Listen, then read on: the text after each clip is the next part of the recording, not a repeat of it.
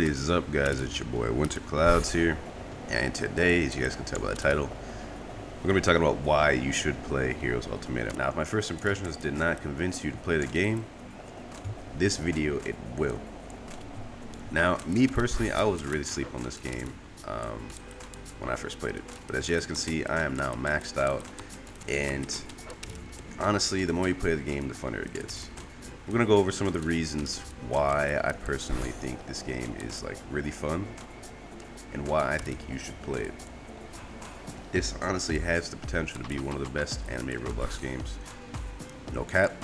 And whether you guys want to believe me or not on that, that's completely up to you. You guys can play the game if you guys want to. I'm just here to tell you why you should play it. So, first things first. And one of the main things I really appreciate in this game is the balancing.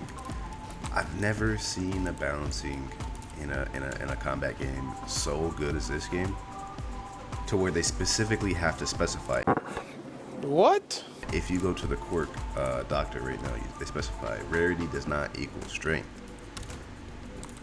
Just because you get a 1% legendary quirk, it's called rare, but I like calling it legendary, does not mean you're going to be good. In fact, everyone's been saying one for all isn't that good. Like, obviously it is good, but they're just saying for a legendary rarity, it's underwhelming, which is true.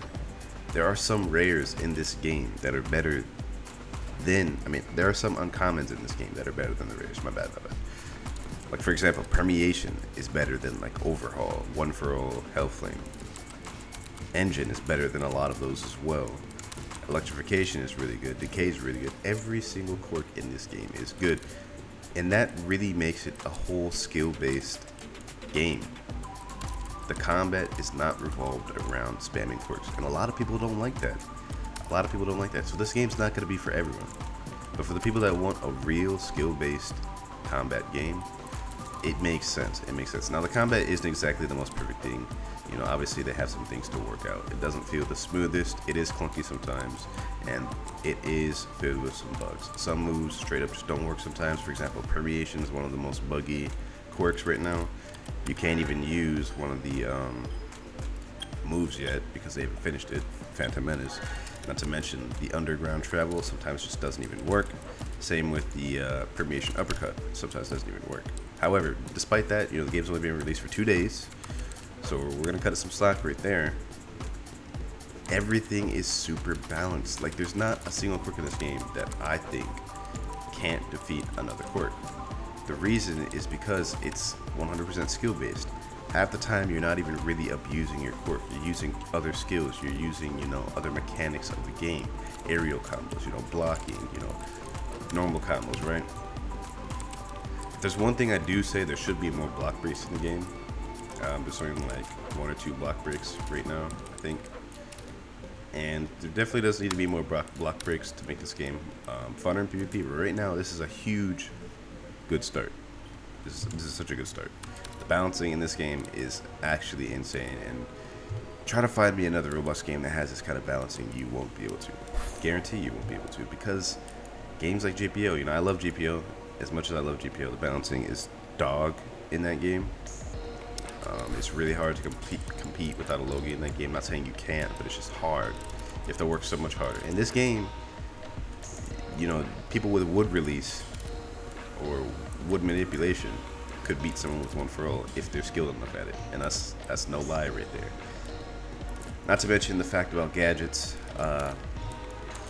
Gadgets increase some of these quote-unquote weaker quirks. I don't think there's any like bad quirk in this game yet, but if there was, gadgets would improve that. And the ability to upgrade gadgets definitely helps as well. So that's one reason. The balancing is actually godly in this game. Another reason is the questing experience is not boring. The game actually has some real immersion to it. The questing is fun to do for the most part. At the beginning, I was a little bored because I didn't really know what to do. But they fixed that issue. Those of you who quit the game day one because you couldn't find quests or whatever, try out the game again. Just today, they answered all of your complaints. If you press N, you can see nearby quests. Also, what level the quest is. So, this makes it literally so much easier. You don't have to waste your time searching around for quests like you did day one. They really should have released that day one with the game. I don't know why they didn't think of the possibility of people complaining that they couldn't find quests, but give it another chance. The game deserves a second chance for those people that quit because of that, because there was a lot of people, there was a ton of people that quit because of that reason. But back to the questing, it has some real immersion to it. It's not like most games where you're just going and bandit beating. They have some decent story to it, and by story I mean like text lines, some interesting talking, right? And it's not all just bandit beating. Sometimes you have to actually do interesting quests, go talk to this guy, then bring this to that guy, you know what I'm saying? Go to the store, buy some chocolate bars, and bring it back to me. Like, name another Roblox game that has that kind of immersion where you have to like actually go do something, and it's not boring either. It's actually interesting. And like, for those of you who watch My Hero, this actually kind of makes sense. They do stuff like this in the anime, like little stupid side quests like that. It's actually fun though. Don't get me wrong, it actually is fun. But you get what I'm saying. There's two different factions you can go to, villain and hero, that both have actual benefits for going with each. Hero has their certain raids, villains have their certain raids, and they're both just a bunch of fun to partake in. And honestly, it's fun just going around, messing with heroes, and it's fun when heroes come mess with me. The game has some real immersion to it, and honestly, the game just looks beautiful, man. Like, the city in this area is nice. It's honestly nice. There's a whole forest area that's honest. The forest area is my favorite part. When I got to the forest area, that was when I really started liking the game, because after a while I did get a little bored of the city, but the forest area really brought a whole new level of immersion for me. And that's when I really started liking the game. So for some people who maybe didn't like the game as much in the beginning, give it a chance, level up some more. You might like the game more later on, like I did. Next thing that I really think this game, that separates this game from other games, are like the little details that they decide to add in this game. For example, when you go up to a civilian like so, and you fight him, he actually gives a quest line, or a text line. Right now he just screamed. Sometimes they'll say, I need a hero, like they'll scream out for heroes, and heroes will actually come up to you and fight you if you go near them, like if they see you like messing with a civilian, right? Sometimes they'll be like, oh, you thought I wouldn't fight back, and then they'll actually fight back. Like, little details like this, man, it's something that really separates this game from other Roblox games, because they decide to go that further step to like give you that immersion that like you're a hero saving a civilian from a villain, or like you're a villain trying to hunt after a hero. And it's like, it's fun, man. It's just fun. And right now, like, the game, it just came out, so it doesn't really have that much content, but man, I really have high hopes for this game. And honestly, if you're not playing this game, man, you need to give it a chance. You need to give it a chance. They've already fixed a lot of the issues that happened day one.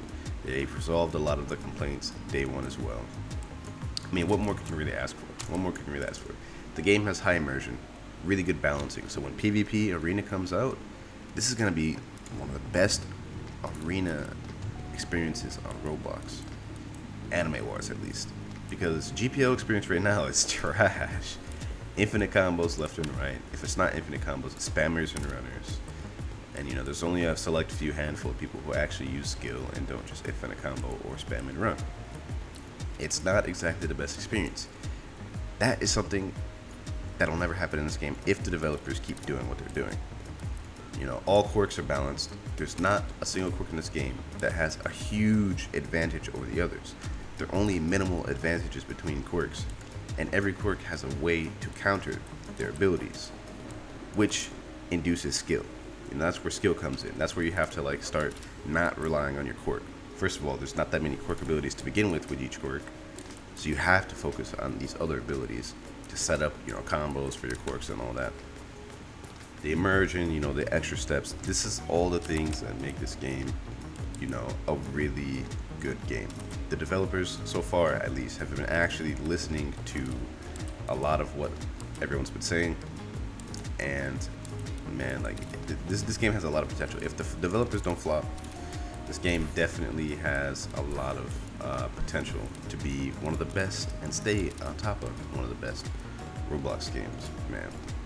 So that's basically just my explanation. I kind of got carried away talking there. Sorry about that, but You know, for those of you who have not tried this game out, once again, I'm gonna say for the last time, give it a chance. You know, give it a true chance. You know, I was hating on the game. I wasn't hating on the game. I was just being a little too harsh on the game at the beginning because, you know, I was getting upset. I was having to spend 30 minutes looking for quests. I was getting upset. I didn't know what to do. Even so, I stuck with the game, got maxed in one day. And yeah, that's another reason actually. I'm sorry to keep rambling on this long, but I already talked about the quest experience, but one thing I didn't touch up on is it's not boring. It's not boring and it's not hard. Think about this for a second. I got to max in a day. Game's only been released 2 days. I got to max in a day. Clearly it's not hard, and I wasn't even like ultra no-lifing it. You know, obviously I spent some hours and whatnot, but it wasn't even that hard. The hardest part was searching for quests, which is now fixed. You know where to go now. You know, if you're at a certain level, you just go around, look for the quest that's at your level, then go pick it up now. So now it's even easier than it was before to get to max. After the forest area, after you go to the forest at 35, levels started just going like super fast. Like from the forest, I got from 35 to 55 in maybe like an hour, man. It was that quick. The forest was really easy. That's when leveling started getting super quick. So, you know, all of these factors mixed together, you know, make for a really good Roblox game. And they don't even have like nothing yet. So imagine this game when it gets everything, when it gets arena mode, you know, weapons, more quirks, more abilities, more gadgets, you know, more everything. Like, if it's this good right now, imagine how good it's going to be when this game has more of everything. Events, which is another thing I forgot to talk about, man. Events, like, you know, the villains, they have a heist. The heroes, they have an event where they have to rescue hostages. The villains also have a UA festival raid, and then I forget the one the heroes get. Man, these certain events are really interesting. And the public events, for villains, you have to fight off police that are trying to get into the villain base. For heroes, basically what you have to do is you have to fight off unknown raid. And man, these events are just really immersive. Like it adds to the level of immersiveness that you're actually a villain or that you're actually a hero. And it's just nice, man. Like, I'm sorry to ramble on this long. You guys get the gist. Yeah, go play the game. I hope you guys enjoyed this one. It's been your boy Clouds. I'll see y'all later. Peace.